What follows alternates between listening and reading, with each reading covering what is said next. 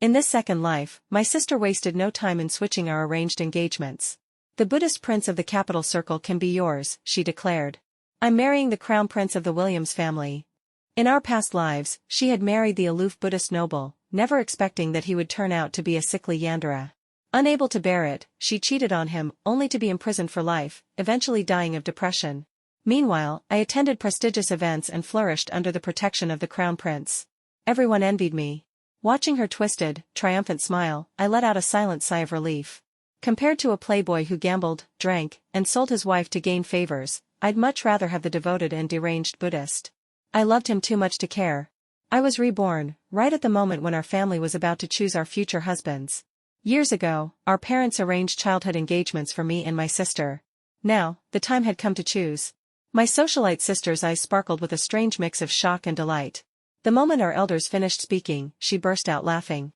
Dad, Mom, I choose the crown prince of the capital. I'm marrying into the Williams family. In that instant, I realized, she had been reborn too. She wanted to steal my life. My parents frowned. Angela, are you sure? The Williams are embroiled in multiple lawsuits. They're not what they used to be. Didn't you always prefer the powerful heir of the Curry family? My sister raised her chin smugly. The Williams crown prince can handle anything. Don't worry about me. That confirmed my suspicion. She was terrified of repeating her last life, of being locked up and dying in isolation.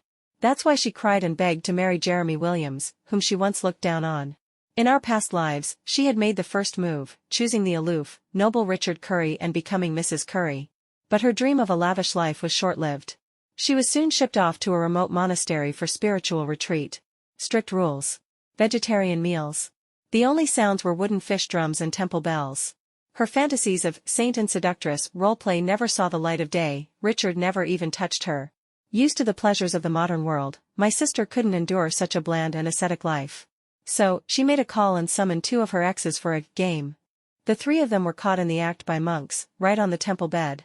It was said that Richard was so disgusted, he nearly passed out on the spot. He didn't torture her, just locked her away in a secluded villa at the foot of the mountain, forbidding her from nightclubs or parties. But my sister, watching me attend elite events on Jeremy's arm, slowly broke down in envy. That envy festered into a terminal illness of the soul. No wonder she chose the very man she once scorned upon rebirth. Sensing my gaze, she shot me a provocative look, then dragged me into her bedroom. Don't even think about stealing the crown prince from me. If you try, I'll kill you myself. I feigned concern. But the Williams family is in trouble. Are you really willing to sacrifice yourself? She scoffed, lifting her chin in disdain. Mind your own business. The Williams will thrive again. Then she shoved me aside. You'd better worry about yourself. Hope you're ready for a lifetime of celibacy as a temple nun. I watched her saunter off with amusement tugging at my lips. Did she really think the Williams family would make a comeback under Jeremy's guidance, he, who excelled at nothing but debauchery? Jeremy Williams, who could send his own wife to another man's bed for favors? Please. Compared to a wife-trading scoundrel, I'd take a deranged but faithful Buddhist any day. Though our parents were reluctant, they eventually agreed to my sister's choice. Then they turned to me. Emily, since your sister is marrying into the Williams family, you'll marry into the Curry family. No chance to object, my fate was decided just like that. My sister, reveling in schadenfreude, layered on nightclub makeup and mocked me gleefully. Emily Forrest, just accept your fate. Be careful you don't end up kneeling on a prayer mat for the rest of your life. I leaned close to her ear and whispered, Dear sister, I hope you won't end up chained to a bed, entertaining guests day and night. She thought switching marriages meant she could steal my life. But what she didn't understand was, life is determined by your own choices, not by which man you marry. Startled, she raised her hand to slap me. I stepped back calmly, replacing my expression with a poised smile. Mom, it's getting late. Didn't you say Richard called? He should be on his way. I'll go change. After confirming our respective engagements, our parents notified both families and gently encouraged us to develop some feelings. The Curry estate was only a 30-minute drive away. Richard had agreed to take me out. As for Jeremy, he was probably passed out in some nightclub, hadn't even picked up a single call. My sister's face darkened as she glared at me, as if wishing she could stab me through with her eyes. By the time I came out dressed, Richard had already arrived. He sat beside my parents, expressionless, calmly discussing engagement ceremony details. With his high-nose bridge and chiseled features, he looked even better than the actors on TV. A quiet, steady elegance radiated from him, like ripples on a still lake. No wonder my sister fell for him at first sight in the last life. The moment she saw Richard, she was bewitched. Her eyes practically glued themselves to him. Curry. Richard instantly moved to a seat farther away, as though avoiding something dirty. The bright chandelier illuminated his face, but couldn't touch the darkness in his eyes. They were unreadable. My sister shivered. Just as she opened her mouth to salvage the moment, I cut her off. Sister, what are you saying to my fiancé? The word fiancé made both Richard and my sister look up at me. Her expression was exactly what I expected, like she wanted to rip me to shreds. Richard, on the other hand, simply stared, something unreadable flickering through his dark eyes. I walked over and naturally slipped my arm through his. Mr. Curry, I'm ready. Let's go. He looked down at where I held his arm, then replied with a soft, As we reached the car, I finally let go of his arm and said sincerely, Mr. Curry, thank you. My parents had always seen me as a pawn to be traded. I had long grown weary of this suffocating household. If Richard hadn't come to pick me up, I would never have escaped their grasp. Why thank me? Aren't we engaged? Richard looked at me calmly. His gaze made me feel flustered, almost breathless. All right, he added softly, what's mine is yours. No need to be so polite. Have you eaten? Let me take you to a restaurant. I touched my empty stomach and nodded. I had thought he would take me to a vegetarian temple kitchen, but to my surprise, he drove me to my favorite Western restaurant. Mr. Curry, did you come to the wrong place? I pressed my palms together jokingly. Forgive me, but wouldn't this violate your faith? Richard shook his head. It's nothing. In Buddhism, we only discipline ourselves. I already ate at home. You should feel free to order whatever you like. Not wanting to seem ungrateful, I took my seat and ordered a salad and spaghetti with vegetarian sauce. That's all you're eating? He asked. I nodded. That's enough for me. I wasn't picky. In fact, after living through a past life where I'd been tied up and treated like a dog by Jeremy, I'd learned to appreciate simply having food on the table. Richard held my gaze for a moment, as if deep in thought. When I finished my meal and set down my fork and knife, he finally spoke. Once we're married, please remain faithful. Fulfill your duties as my wife, and I will give you everything you desire. Duties as your wife? My brain froze. I blurted out without thinking, aren't you a monk? He corrected me with a calm voice. I'm a lay Buddhist. I grumbled inwardly, then why does everyone call you the Buddha's disciple? I really thought. Maybe it was a trick of the light, but I thought I saw him smile. My heart skipped a beat. Before I knew it, my fingers had reached out to touch his brow. The moment I felt the warmth of his skin, I realized what I was doing and jerked my hand back. But it was too late. Richard froze, then, almost instinctively, grabbed my hand and held it tight, refusing to let go. I am so sorry. Panic welled up inside me. Emily Forrest, how could you let yourself be seduced like this? What on earth were you thinking? Fortunately, Richard didn't seem bothered by my impulsiveness. His lips moved faintly. It's fine. When he dropped me off at home, neither of us mentioned what had happened. It was a silent agreement to forget. Before getting out of the car, I teased, Mr. Curry, I heard Buddhists believe in karmic ties. Tell me, do you think we're fated? I thought he wouldn't answer. But to my surprise, he nodded and replied, we are. Our bond began in the last life. This time, I was the one rendered speechless. Last life? What bond? The only thing I remembered from my past life was pain and betrayal.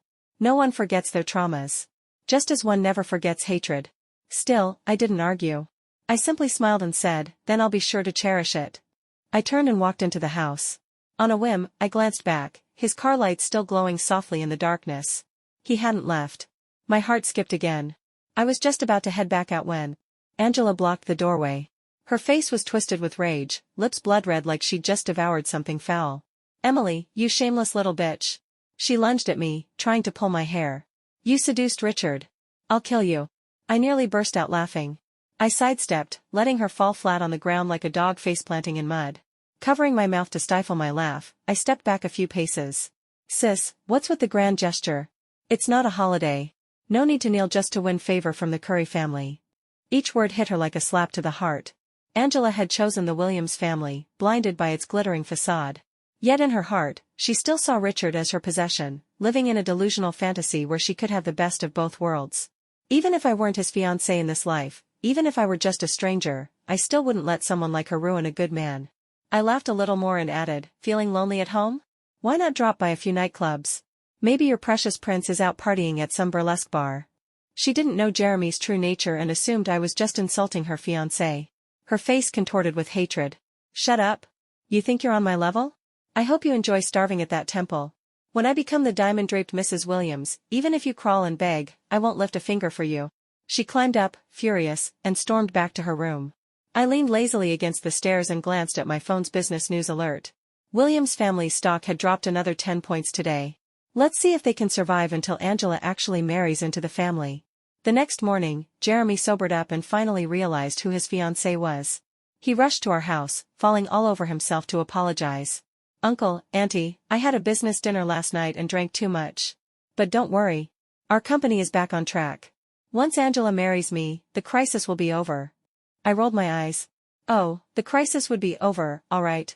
Not because of his skills, but because of Angela's massive dowry. And once that money ran out, Jeremy would start forcing his wife to attend those sick high society parties, serving drinks, entertaining guests, satisfying twisted pleasures. For those beasts in suits, pretty girls are everywhere. But a girl with good breeding? That's the real prize, the one they can conquer to feed their egos. In my past life, Jeremy saw the opportunity and used me as a bargaining chip, offering me to others in exchange for favors. I was tortured and humiliated, and he turned the tide of his fortunes on my suffering. Those glamorous events Angela dreamed of? They were nothing but entrances to my hell. She had no idea what fate awaited her. Smugly, she leaned in to whisper in my ear, Emily, just wait. You're doomed to live like a widow. And when Richard throws you away, I'll find a few men to wreck you until you're nothing but a hollow doll. Let's see if Richard still wants you then. I raised my hand and, smack. Her insults died mid-sentence. Even in the living room, where Jeremy was chatting with my parents, the sound rang out clear. Angela froze, then burst into tears. Dad. Mom. Sweetheart. Emily hit me. She's bullying me. My father rushed to comfort her, then turned to scold me sharply. Emily, what are you doing? Apologize to your sister right now. My parents had always favored my sister. In my past life, when I had reached rock bottom, they not only refused to take me back in, they mocked me to my face. A daughter who marries is like water splashed out, my father had said. If Jeremy tells you to do something, you do it. If you want to stay clean, go die. Dead means clean. Yet when my sister was caught cheating, both of them rushed to the Curry family, begging for mercy. They failed, of course, but the contrast made my heart go cold. Now that I've lived this life again, I see things more clearly. I finally understand, I was never the one who deserved to be punished. It's these selfish, self-serving people who wear human faces but act like beasts in disguise. I squeezed out a few tears and said, Dad. Do you know what Angela just said to me? She said I should sleep with random men. Do you hear yourself? Is that something a human being would say? All the while, I kept an eye on Jeremy. Sure enough, his brows knit tightly, and a shadow passed over his face. His gaze toward my sister grew dark and dangerous. He clearly hadn't expected his secret plan to be exposed so quickly. Angela, of course, refused to admit it. She flailed desperately, trying to throw mud back at me. She's lying. I never said that. But I was prepared. Calmly, I opened the voice recording app on my phone and pressed play. Just as her voice came through, I'll find a few men to ruin you, the butler burst in, flustered. Mr. and Mrs. Forrest. Mr. Curry has arrived. I tried to stop him, but he forced his way in. Richard stepped through the morning light like a figure cloaked in sacred brilliance. But his eyes were icy, especially as the last line of the recording echoed through the room. He swept his cold, piercing gaze over everyone. My parents broke into a nervous sweat and rushed over. Richard. If you had told us you were coming, we would have had Emily greet you properly. But Richard sidestepped their forced warmth and spoke directly. Let's skip the pleasantries. I want to know, what did Angela Forrest just say? Let her repeat it. Jeremy, who had been angry before, now looked downright panicked. Putting on a harmless face, he stammered, President Curry, it's all just a misunderstanding. Let's talk things through. Richard's response was swift and brutal. Get out. Silence fell. Everyone knew Richard was famously calm, indifferent to all desires, a man like still water. No one had ever heard him speak so harshly. But then again, he wielded enormous power. You couldn't afford to offend him, and there was no way to hide. Except for me, no one in the room looked composed. To be honest, I didn't even know how we'd reached this point. I had only met Richard a few times, yet here he was, angry on my behalf, shielding me like a storm at my back. Before I could think more, Richard strode toward me and pulled me into his arms. Emily, don't be afraid. It's over now. His soft, clean scent enveloped me, and for a moment, my mind wandered to memories from long ago, so distant they slipped through my fingers like water. I instinctively tried to pull away, but he held me tighter. I could only speak into his chest, muffled and calm. I'm fine. Really. I'm okay now. No matter what Jeremy or Angela said or did, they would never have the power to toy with me again. Not anymore. A person who's clawed their way out of hell doesn't flinch at the whispers of trash. I turned to my sister with a faint smile. So, sister. Now that the evidence is out, shouldn't you apologize? She refused to lower her proud little head and instead cowered behind Jeremy. My father, embarrassed beyond measure, didn't want to scold his beloved eldest daughter, nor did he dare offend either of his now powerful sons-in-law.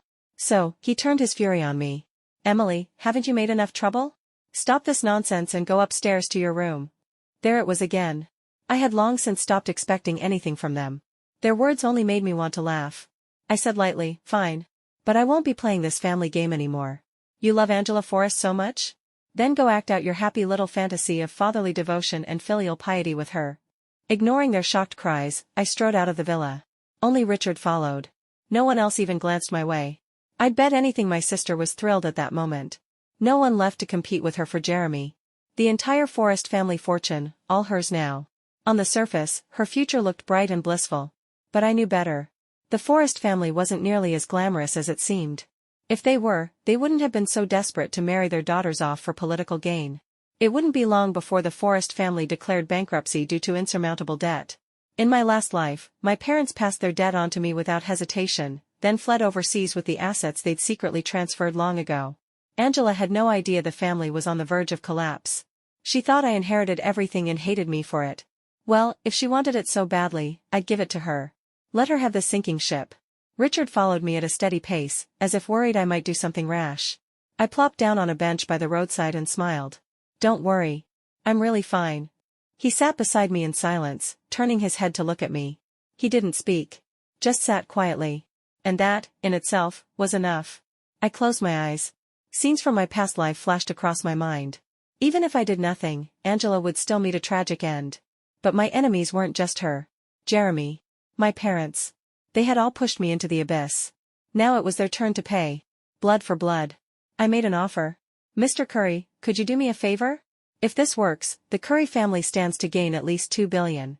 To my surprise, Richard didn't answer right away. Instead, he asked, and what about you? Where will you go? I pointed at myself. Me? I've got nowhere to go. Want to take me in? It was meant as a joke. But he took it seriously. His long, slender fingers closed tightly around mine. His voice was hoarse. All right. Then never leave me again. What? Fortunately, despite his terrifying tone, Richard never crossed the line. During the time I stayed at the Curry family estate, I quietly gathered substantial evidence of the Forrest family's embezzlement and misappropriation of funds. These would soon become the sharpest arrows in my quiver of revenge. 3 months later, on the 2nd day of October, Jeremy and my sister held a grand wedding. Angela wore a pristine white gown, a massive diamond glittering on her ring finger. Her face was flushed with pride as she basked in the compliments and blessings of the guests. Thank you, Miss White. Jeremy just spoils me too much. I told him not to waste money on something so extravagant, but he insisted on flying in this pink diamond from South Africa. They say it's worth $200 million. Oh, Ms. Clark, you noticed? Yes, I'm pregnant. Thank you for the good wishes. I'm sure it'll be the first legitimate grandson of the Williams family. Don't worry, we'll have plenty of opportunities to catch up. After all, I'm now my parents' and Jeremy's one and only precious darling. She was glowing with smug delight. Until she saw me walk in. Her smile froze. Emily? What are you doing here? Who let you in? She waved her hand, ready to have security throw me out. I raised an eyebrow and smiled. Angela, I'm not here as your sister today. I'm here as Mrs. Curry. If you kick me out, are you rejecting an investment from the Curry family? Even at its peak, the Williams family had never rivaled the Curry family, let alone in its current, crumbling state. I kept smiling as I added, I heard you're pregnant. Then you really shouldn't wear that artificially dyed pink diamond. Chemical dyes can be harmful. Careful not to lose the baby. Emily, do you think I'd fall for your lies? You'll never enjoy the luxury I have in this life. She stomped her foot and turned away to greet other guests. I raised a brow. So easy to rattle her? Let's see how long before she's furious enough to faint. An hour later, the ceremony began. My parents stood on stage with an air of benevolent warmth, looking like they had finally married their beloved daughter off into a worthy home. After the bride and groom exchanged rings, they solemnly announced they were transferring all Forrest family shares to Angela, right then and there. The paperwork was signed on the spot, and the agreement took effect immediately. The guests applauded at this lavish display of generosity. Jeremy beamed with satisfaction. Angela shot me a smug look and cooed, "Daddy, Mommy, you're spoiling me too much." "Oh, but I almost forgot, my poor sister isn't here anymore. She was kicked out for being unfilial." "Such a shame." Murmurs broke out among the guests. Rumors of my estrangement from the Forrest family weren't new, but they had never been confirmed. Many had assumed there was still room for reconciliation. Now, with Angela saying it so blatantly on her wedding day, the room filled with glances, some pitying, others mocking. I stood gracefully and raised a glass toward my parents from afar. "Even though you've severed ties with me, I'm still grateful for all the years you raised me. So, I brought a little gift. Mr. and Mrs. Forrest, I heard you're planning to move to the US soon. As a token of my apologies, I've prepared 2 business class tickets. May you enjoy a comfortable life abroad." A wave of shock rippled through the hall. Angela looked completely dumbfounded. "Mom? Dad? When did you plan to go abroad? Why didn't you tell me?" Obviously, if they had told her, how would they have fled so cleanly? "Emily, what nonsense are you spouting? When did we ever say we're leaving the country?" My father snapped with a strained voice, eyes dodging wildly. Anyone with a brain could see the guilt written all over his face. Feigning confusion, I said, "Really? But Richard told me the family's finances were in trouble." "Oh well, I'm not a Forrest anymore. Maybe I misunderstood." Then I sat down slowly, looping my arm through Richard's. His body tensed, and then, almost protectively, he tightened his grip, holding me close like he never wanted to let go. I smiled gently, offering him the look of a loving partner. The audience laughed. But on stage? Panic was brewing. Jeremy snatched the share transfer agreement like a madman, then hurriedly called his secretary. When he hung up, his eyes were bloodshot. Angela, clueless, leaned in sweetly. "Darling, what's wrong? Tell me, we'll figure it out." Smack. Jeremy slapped her mid-sentence. Angela tumbled off the half-meter-tall stage, slamming her head into a column. She passed out instantly. A gash opened on her forehead, blood gushing from the wound. Jeremy wasn't done.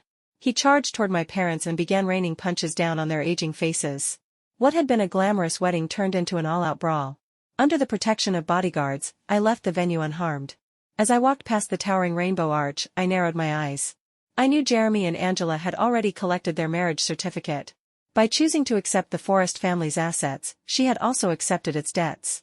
The Williams family's financial black hole hadn't been filled yet, and now, they just added another $2 billion in shared marital liabilities. So tragic. I sincerely hoped they'd survive the fallout, long enough to rot in prison together. The next day, every major newspaper ran the same headline: Forrest family bankruptcy, chaos at Williams' wedding. Angela was rushed to the hospital. Fortunately, the baby survived. My parents were diagnosed with mild concussions from the beating. They immediately announced their intent to sue Jeremy for assault. But before the lawyers could act, the police showed up first. Both my parents were arrested, on charges of embezzlement and illegal currency exchange. Due to the massive amount involved, they faced over 10 years in prison. They begged me to save them, crying their eyes out. I sat in a chair, utterly unmoved. I'm a married woman now, like water splashed out. If you owe debts, you pay them. Want to avoid prison? That's easy. Just die. Once you're dead, everything's wiped clean. The same words they once said to me, now returned to them verbatim. Only this time, I was the one holding the power. "Emily. You ungrateful brat. If I'd known this would happen, I should have strangled you the day you were born." My mother screamed through her tears. I tilted my head. Perfect. Add attempted murder to the list. Guards, escort Mr. and Mrs. Forrest to the police. Tell them they're now suspects in a premeditated murder case. They were dragged away, their wailing echoing down the hall. Richard approached me then, looking at me with an unreadable expression. I saw Jeremy again a month later at a formal banquet. The $2 billion in debt had finally broken him, turning him into an irritable, anxious wreck, forced to bow and scrape wherever he went. As Richard and I entered the hall, Jeremy immediately approached, groveling in hushed tones. "President Curry, Emily? For the sake of family, please, help us out. If you could just invest $5 billion into Williams Family Corp., we might turn things around. Our families could prosper together." Richard acted as if he hadn't heard him, his gaze fixed solely on my face. I raised a hand to my lips and chuckled. "Brother-in-law, we're family, no need to speak like outsiders. Angela is my sister. Of course I'd want to help you. But you know, my parents cut ties with me for her sake." That really broke my heart. The mention of Angela's name made Jeremy's eyes bloodshot. He barked at the servants to drag her out and forced her to apologize to me. Betrayed so blatantly by her husband, my sister looked like she could murder him. And yet, somehow, the once domineering woman didn't dare say a word. My eyes caught the faint bruises peeking out beneath her evening gown, obvious marks of being beaten. With just a glare from Jeremy, her knees buckled. Gritting her teeth, she forced out the words, "I'm sorry, sister. I was too willful before. I hope you can forgive me. After all, we're family. Who else but me would love you so wholeheartedly?" I watched her little act with amusement and gave a slow nod. "All right then. Show me your sincerity." Her eyes lit up instantly. Overeager, she chirped, "Let's find a quiet corner to catch up, no need to distract the men from their business." "Emily," Richard warned, his voice low. I winked at him, then turned to my sister. "Since you've asked, let's go." She led me to a bedroom on the second floor and closed the door. From somewhere, she produced a glass of red wine. "Sister, let's drink and let bygones be bygones." She raised the glass to my lips. I took it from her, half smiling. "You want me to drink this?" A flicker of panic crossed her eyes. She glanced nervously toward the curtain. "Well, I'm pregnant. Of course I can't drink. Only you should." I sneered, then lifted the glass and poured the entire thing onto her face. Angela screamed as the wine drenched her. "Ah, Emily, you bitch. President Park. Hold her down." The door slammed open. From behind the curtain emerged a fat, greasy man. Apparently thinking I had nowhere to run, he walked toward me with a disgusting grin. "Sweetheart, if you don't want to get hurt, just be a good girl and give in. Otherwise." Before he could finish, I grabbed a steak knife and stabbed him straight in the gut. Blood splashed onto my face. I wiped it off casually and smiled. "Planning to take me to hell to sleep with you?" The room filled with groans of pain and Angela's wailing. I dropped the knife, opened the door, and walked out, step by steady step. To my surprise, Richard was standing outside. Instinctively, I tried to hide the blood on me. I began carefully, "I'm sorry." But before I could finish, he pulled me into his arms. The blood from my clothes soaked into his, blooming like ink in water. A scalding tear rolled down my neck. I didn't know whose emotions had just been ignited. He lifted me and carried me straight to the car. Our embrace turned to a kiss, and the kiss into something far bolder. Blood-stained clothes fell away one by one, revealing the rawest parts of our humanity. In that storm of tangled limbs and whispered heat, I finally tainted the untouchable god. "Good. Let's go to hell together." When I woke the next morning, I was lying in our bedroom. Richard was gone, but someone had already cleaned me up. I glanced at my phone. Strangely, there was no scandal online. Just as I was spacing out, my phone rang. It was the police. "Miss Forrest, hello. Is Angela a relative of yours?" After I confirmed, the officer continued, "She was found unconscious in a hotel room, covered in bruises. We suspect she may have been assaulted." In the hospital, my sister lay connected to a ventilator, her body sustained by machines. Even in that state, she clutched at my sleeve, hatred burning in her eyes. "Emily. It was her. She did this to me. She stabbed President Park. Arrest her." The police frowned and, after making a few calls, shook their heads helplessly. "Mr. Park was injured last night, yes, but he insists he fell and accidentally stabbed himself during the fall." I understood instantly. So that's why Richard had disappeared early this morning. He had gone to handle it. Whether it was threats or bribes, he always got what he wanted. I smiled. President Park really is clumsy. I thought he and my sister were just playing some rough roleplay and things got out of hand. "Oh right, officer, my sister looks seriously hurt. Could you tell me what exactly happened to her?" From the police, I learned that after the banquet, Angela had been forcibly dragged away by a group of men. Strangely, Jeremy had watched it all happen, and done nothing. If it hadn't been witnessed firsthand, no one would have believed something so outrageous. Feigning heartbreak, I sighed deeply. My brother-in-law is out of control again. You know, the Williams family's finances are in shambles. Who would have thought he'd actually target my sister? It's a real tragedy. Half truth, half lie, but it was enough to give the police a new lead. They nodded and left to investigate Jeremy's possible involvement. I stayed in the room and gently patted my sister's pale cheek. "So, Angela, how does it feel to be married to Jeremy?" Her eyes widened, filled with disbelief. You. I spread my hands and smiled. "I warned you so many times. But you were just too stupid. And now you're trying to drag me down with you? You're only tying your own noose." "That so-called President Park?" I'd seen him in my previous life. He was a regular at Jeremy's shady dealings. Looks like Jeremy, in this lifetime too, had the same disgusting idea, using his wife to entertain his investors. Angela, unwilling to sit and wait for death, had tried to lure me into the trap instead. But in the end, she only got herself burned. Jeremy hadn't expected her to ruin both things at once, destroying his last chance at reconciling with the Curry family and offending the major investor, President Park. Enraged, he probably arranged another client for her right away. After all, sending his wife to serve others wasn't out of the question for him. Seeing the mocking glint in my eyes, Angela's face twisted in terror. No. That's impossible. I traded lives with you, everything you have, your power, your love, they should have been mine. No. I don't believe it. I refuse to believe it. I lowered my gaze to meet hers, clicking my tongue in mock sympathy. This is the life I lived, the love and wholeness you so desperately wanted. She let out a hoarse scream, and if you listened carefully, she was actually calling Richard's name. Her frantic thrashing accidentally pulled out one of her tubes. With a smile, I kindly called for a nurse. Angela still had a very long life ahead of her, long enough for her to fully savor every moment of her downfall. After Jeremy was taken in for investigation, the Williams family's stock plummeted like a roller coaster from its highest peak. Their former allies, instead of helping, scrambled to cut ties and added insult to injury.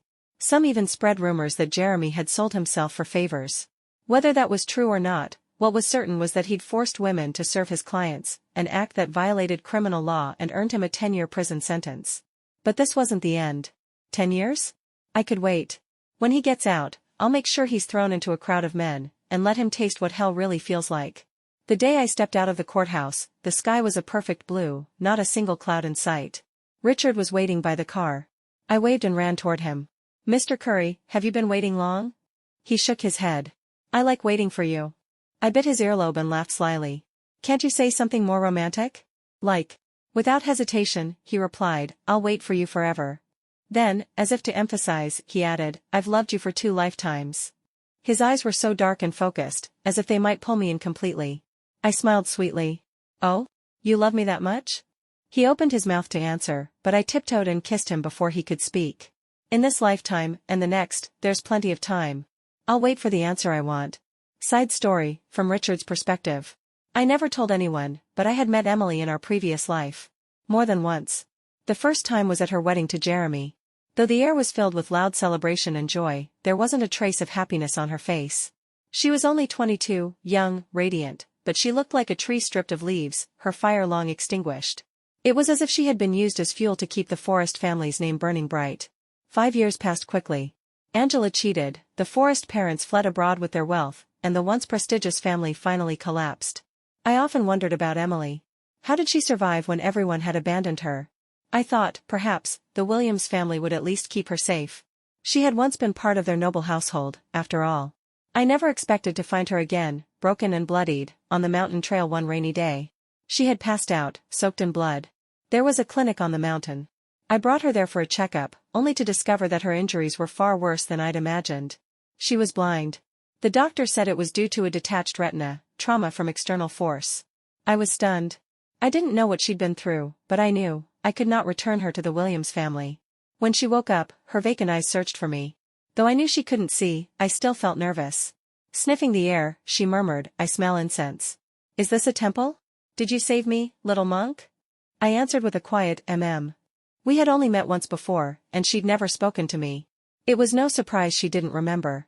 After some hesitation, I said, your eyes. My eyes are gone. But I'm still alive, that's something, right? She blinked at me as if smiling. But I could feel it. She was crying inside. Well, you can stay here for now. There are volunteers and laypersons who can take care of you. But she replied, thank you, little monk.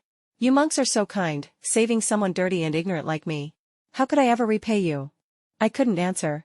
I fled. With the Curry family's influence in the capital, it was easy to uncover Jeremy's sins. Just one slim file recorded everything, how Emily had been tormented and humiliated. For the first time in my life, I wanted someone dead. Not just because he was vile and inhuman, but because he dared do that to Emily. Jeremy deserved to die. And the Williams family deserved to fall. When I returned to the mountain after dealing with it all, I saw Emily sitting blankly on a meditation cushion. She never bowed or lit incense. She had no reverence for the gods. I was used to that. I walked past her without reaction. But then, she suddenly asked, little monk, did you go down the mountain and break your vows? Why do you ask? With a mischievous smile, she said, because I smell blood on you. Blind people have sensitive noses, you know. I paused. No. She nodded slowly, lost in thought. 2 days later, she sneaked down the mountain, came back all bruised and battered. I carried her back to her room. She was still smiling. Karma is fast. Jeremy's in jail now. After all the vile things he did, he deserves it. Then she shouted, "No. That's not enough, I should have killed him myself." She tugged at my sleeve, frantic. I could only comfort her. "When you're healed, you can kill him yourself." "Of course," I added silently, "I'll help you." I had already broken my vows. Once more wouldn't matter. But Emily never lasted long enough to see Jeremy's release. Her body had suffered too much. She was like a dying fire with no more wood to burn, unable to return to the flame she once was. Leaning against me, she whispered through labored breaths, "Thank you, little monk. Thank you all for taking me in. I was really happy. Someone once told me, those who have never known suffering don't believe in gods. But I've suffered so much, and I still don't really believe. Little monk. I knew someone like you. He believed in Buddha too." Her voice faded, drifting into the silence. I held her lifeless body close and murmured in a hoarse voice, "I know." I knew the cause of her tragedy. I knew who she was speaking of. And I knew that someone now lived inside my heart. This life came too late. Will we meet again in the next? When I opened my eyes again, I had returned to the past. The moment I received the call from the Forrest family parents, my heart pounded violently. I was fully prepared to reject whatever they asked. But then, they mentioned Emily's name. Without hesitation, I drove straight to the Forrest estate. Under the dazzling crystal chandelier, Emily was smiling like a blooming flower, sharp-tongued and poised, striking back at Angela with calm confidence. I couldn't take my eyes off her. And I never wanted her to take her eyes off me again. No more filth would stain her life. Those who had hurt her deserved to die. The Forrest family's bankruptcy, the downfall of the Williams family, these weren't accidents. I had a hand in all of it. Next came Jeremy, Angela, and that man named Lee. I made sure every one of them was taken care of. But I didn't let them die easily. Because sometimes, living is a far crueler punishment than death. That night, for the first time, I was able to hold Emily in my arms, openly, rightfully, as the man who loved her. She asked, curious, where my deep affection came from. And I will spend the rest of my life answering her. It came from a previous life.